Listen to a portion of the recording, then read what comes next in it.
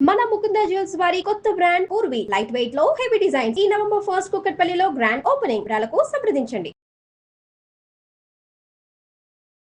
నమస్తే రమగారు. నమస్తే. మంచి సరదా కథ ఒకటి చెప్పుకుందామండి. అంత సరదాగా ఉండదేమో కానీ కొంచెం సరదాగా ఉండే కథ చెప్తాను. పూర్వంట కుంతల దేశానికి ఓ రత్నశేఖరుడు అని రాజుగారు ఉండేవారు. ఆయనకి ఇద్దరు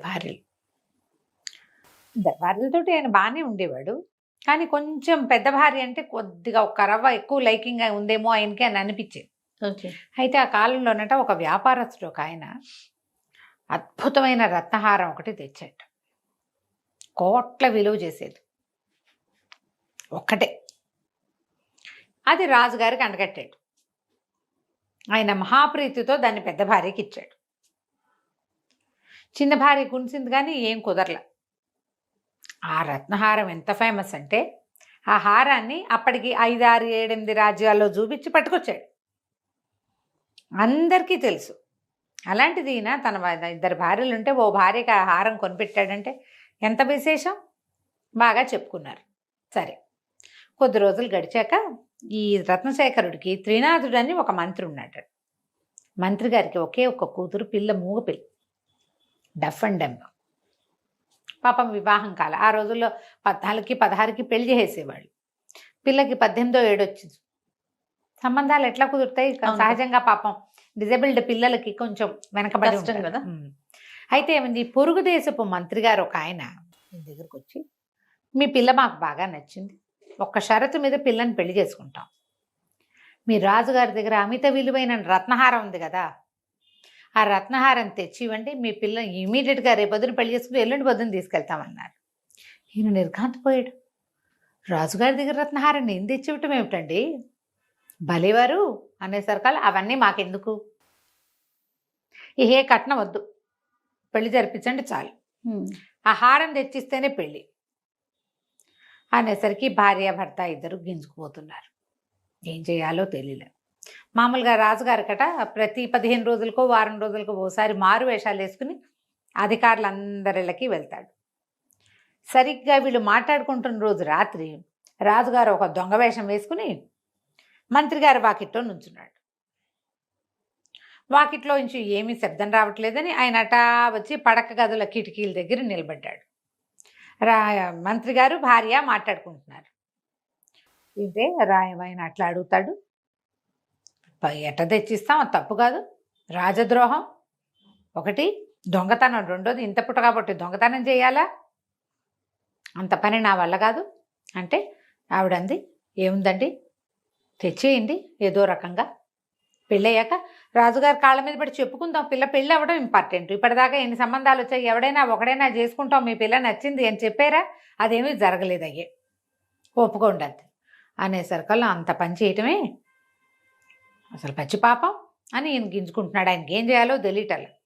ఈ దొంగ వేషంలో బయట నుంచున్న రాజుగారు చటుక్కుని లోపలికి వచ్చి, నేను గజ దొంగని, మీ గొడవంతా విన్నాను, మీరేం కంగారు పడద్దు, రాజుగారి దగ్గర ఉన్న రత్నహారం కొట్టేసి మీకు దగ్గరికి తెచ్చిచ్చే పూచి నాది, మీరు కొట్టేసినట్టు అవ్వదు కదా, మీకు దొరికినట్టు, తప్పేం లేదు, చక్కగా పెళ్లి చేసేసుకుందరు కానీ మీ పిల్లకి మీలాంటి అద్భుతమైన వ్యక్తికి సహాయం చేయటమే నా జీవితాశయం అన్నాడు. ఈయన వద్దు వద్దు కాదు కాదన్న భార్య అయ్యింది కొంచెం ఎంకరేజ్ చేసి, మనం ఏం చేయట్లేదు కదా, పిల్ల పెళ్ళయ్యాక ఏదో సందర్భంలో చెప్పుకుని కాళ్ళ మీద పడదాంలేండి అనేసరికి ఒప్పుకున్నాడు. సరే తెచ్చిపెట్టమన్నాడు. అవతల వాళ్ళకు కూడా హారం తెచ్చిస్తామని కబురు చేశారు. మర్నాడు రాజుగారు ఏం చేశాడు, ఒక స్వర్ణకారుణ్ణి పిలిచి, బంగారం పనివాడిని రాజమందిరంలోనే ఒక చిన్న దీని లాంటిది ఉంటే, సెల్లార్ లాంటిది ఉంటే, అది ఎవ్వరికీ తెలీదు, కుటుంబీకులకు మాత్రమే తెలుసు, అక్కడ కూర్చోబెట్టి ఈ రత్నహారం చూపించి, ఇలాంటిది సేమ్ డిట్టో, అంత ఖరీదైన రాళ్ళు కాదు, అది రత్నాల్లో ఖరీదైన రత్నాలు వేరే కదా, ఒక నకిలీ హారం చేయమన్నాడు. వాడు ఒక వారం 10 రోజులు కూర్చుని హారం చేశాడు. రాజుగారు మళ్ళీ దొంగ వేషం వేసుకుని ఆ నకిలీ హారాన్ని పట్టుకెళ్ళి మంత్రికి అప్పచెప్పాడు. మా నకిలీ హారం చూపించి ఈయనేమో కుమార్తెకి పెళ్లి ఏర్పాట్లు చేసుకున్నాడు. మంత్రి గారు అమ్మాయి పెళ్ళి అయిపోయింది. నెలలు గడిచినాయి. ఈ కథలో ఒక రోజులో అయిపోదుగా ఇదంతా. అదేలే. అక్కడి నుంచి ఓ రోజు రాజుగారు కులాసాగా కూర్చుని ఉంటే రాణిగారు, పెద్ద రాణిగారు అంది, అదేమిటోనండి అన్ని కోట్లు పోసి కొన్నారు ఆ రత్నహారం, అందులో ఏమిటో రాళ్ళు డల్గా ఉన్నాయనిపిస్తోందండి అని చెప్పింది. తడిపేవా అన్నాడు ఆయన. ఒక్క మాటో రెండు మాటలో తడిసింది, అంత ఎక్కువ తడిసింది అట్టు అనిపించలేదు, అంత తడపలా, కానీ రంగు మాత్రం డల్గా ఉన్నాయి, మొదట్లో ఉన్నంత మెరుపుగా లేవు అని చెప్పింది. పట్టుకురా చూద్దాం అన్నాడు ఆయన. పట్టుకొచ్చి చూసేసరికల్లా ఆయనకి తెలిసింది ఇది ఒరిజినల్ కాదు, తను చేయించిన నకిలీ హారం ఇది. ఈయన ఆశ్చర్యపోయాడు, ఏంటి నేనే పొరపాటున నకిలీ హారం ఉంచుకుని అసలైన హారం వాళ్ళ ఇంటికి చేర్చేశానా, ఇప్పుడు అది తెప్పించేయాలి. బాగా ఆలోచించి ఆయన ఏం చేశాడు, మర్నాడు తను ఒక దొంగ వేషం వేసుకుని, ఓ దొంగ వేషం, ఒక 10 మంది బట్టలకు దొంగ వేషాలు వేయించి ఆ పొరుగు దేశపు మంత్రి గారింటి మీద పడ్డారు. పడి వాళ్ళ ఇంట్లో ఉన్న నగ నట్ర అన్నీ కొట్టుకొచ్చేసారు. అన్నీ తెచ్చేస్తే పెద్ద హారం కూడా వచ్చేసింది. చూసే తెచ్చేశాడు. తీరా చూస్తే అది నకిలీ హారమే, అది కూడా నకిలీ, అది ఒరిజినల్ కాదు, అది కూడా నకిలీదే. ఈయన తెల్లబడి నేను జయించింది ఒకటి, ఇప్పుడు ఒరిజినల్ ఇది అదే కదా. సరే అక్కడి నుంచి స్వర్ణకారుణ్ణి పట్టుకున్నాడు ఆయన. కొద్ది రోజులు ఈ లోపల ఏమైంది, మంత్రి గారు వచ్చి, అయ్యా క్షమించండి, నేనేమో ఒక దొంగవాడి మాట విని మా ఆవిడ ప్రలోభ పెడితే, అంటే మా ఆవిడ ప్రోవోక్ చేస్తే పడిపోయి పిల్ల పెళ్ళవుతుంది కదా, పిల్ల ఏమో మాట రాని పిల్ల అయిపోయింది, వాళ్ళేమో వస్తువు అడిగారు, మరి ఏమి చేయడానికి లేక ఆ దొంగవాడి తెచ్చిచ్చిన రత్నాల హారాన్ని పెళ్లి వాళ్ళకి ఇచ్చానండి, వాళ్ళ ఇంట్లో ఏమో దొంగలు పడ్డారట, హారం కూడా పోయిందిటండి, నన్ను చాలా క్షమించండి ప్రభు, మీరు ఏ శిక్ష వేసినా తీసుకుంటానన్నాడు మంత్రి గారు. అమాయకుడు. రాజుగారు అన్నాడు, ఏం పర్వాలేదులే, వాళ్ళ వస్తువులన్నీ వాళ్ళకి చేరేలా నేను చూస్తాను, ఏం పర్వాలేదు, మీరు కంగారు పడకండి, నేను మాట్లాడతానులేండి అన్నాడు. ఎందుకంటే అన్నీ కొట్టుకొచ్చింది వీళ్ళే కదా.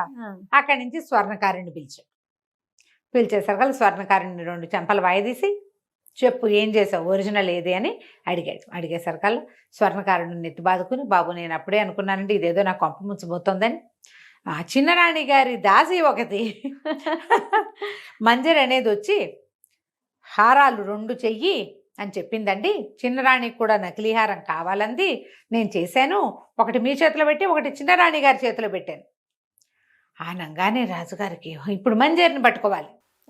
2 రోజుల తర్వాత మంజరిని కేకేయించాడు. దాన్ని ఇంచుమించు జైల్లో పెట్టినంత పనిచేసి దాన్ని కూడా 2 చెంపలు వాయించి, ఏం చేసావు హారం అంటే, ఆవిడేం చేసింది, అమ్మాయి చిన్నరాణి నేను కుమ్మక్కయ్యాము, మరి మీరు హారం చేస్తున్నారని మాకు తెలిసిపోయింది, ఎలాగా, మంజరి వాళ్ళ అక్క స్వర్ణకారుడి ఇంటి దగ్గర పనిచేస్తుంది, స్వర్ణకారుడు ఏం చేస్తున్నాడో వాడి భార్య మంజరి వాళ్ళ అక్కకి చెప్పింది, అక్క వచ్చి మంజరి చెప్పింది, మంజరి వెళ్ళి రాణికి చెప్పింది, ఇలాగే కదా వెళ్తాయి విషయాలు, ఒకళ్ళకొకళ్ళు చెప్పుకుని ఫైనల్ గా నేనేం చేశాను, అతను 2 నకిలీ హారాలు చేశాడు, నేనే స్వర్ణకారుడి కన్నుగప్పి ఒరిజినల్ హారాన్ని రాణి గారికి చేర్చాను.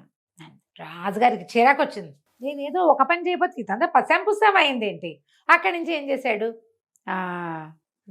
చిన్నరాణిని కేకేసి ఏమిటి ఈ పని, ఏమిటి ఇట్లా పని వాళ్ళ ముందు ఇట్లా పరువు తీయటం ఏమిటి, నువ్వు ఇంత పని ఎందుకు చేసావంటే, మరి స్త్రీలకు ఆభరణాల మీద ఉండదా, అది ఒక వస్తువు ఉంటే ఇట్లాంటిది ఇంకోటితే అని వాడికి చెప్పావా, నువ్వు చెప్పలా, ఒకటే ఉంటే నేను కొన్ను, నాకు 2 భార్యలు ఉన్నారు 2 కొంటాను అని అడిగావా, అడగకుండా ఒకటి ఉంటే టింగు రంగమ్మని అది కొని అక్కగారికి ఇస్తే నాకు మాత్రం కావాలని ఉండదా, అంతే కదా, అడిగి నీ ఆభరణం నాకు ఇవ్వు అంటే ఆవిడ ఇస్తుందా, ఒకవేళ ఇచ్చిన నాది ఇచ్చాను అంటుంది, నేనెందుకు ఆ చిన్నతనం పడాలి, నేను కూడా ఆవిడలాగా రాణినే కదా, అందుకని నేను ఈ పని చేశాను. ఇప్పుడు ఏం చేస్తాడు, సరే మాట్లాడకుండా ఊరుకుని, ఈసారి నుంచి ఎప్పుడు ఆయన 2 భార్యల్ని వెలిగా చూడలేదు, జాగ్రత్తగా ఇద్దరికి కొనేవాడు అనమాట. చూడు కథ కంచికి మనం ఇంటికి ఏం చేయకూడదో తెలుస్తుంది. అదే కదా రమ్మగారు, అంతేగా. పోన్లే రమ్మగారు, 2 భార్యలు రోజులు పోయినాయి, పోన్లే అమ్మా, అది ఒక సంతోషంగా. రోజులు పోయినాయి ఏంటావా జయ, అంటే అఫీషియల్ గా కదా రమ్మగారు, అది రాజులు 2, 3, 4 కదా, ఇప్పుడు ఆ రోజు లేదుగా. అన్అఫీషియల్ గా అయినా 2 భార్యలు 3 భార్యలు 4 భార్యల కాలం పోలేదమ్మా, పోలేదు రమ్మగారు, పోలేదు, అది పోదు కూడా, అంతే. రైట్ అండి, నమస్తే. నమస్తే.